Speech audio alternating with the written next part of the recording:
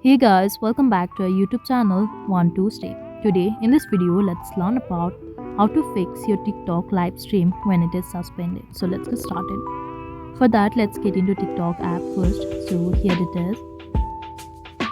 Now click on profile icon in the bottom right and click on this three-line icon on the top right and click on settings and privacy.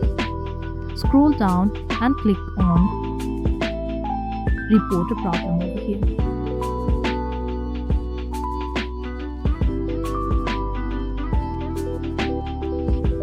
But here we can see there is no such option to fix the problem of suspended live stream. So for that, let's scroll down and click on report and click on chat with us. And here we'll be able to chat or report our problem here.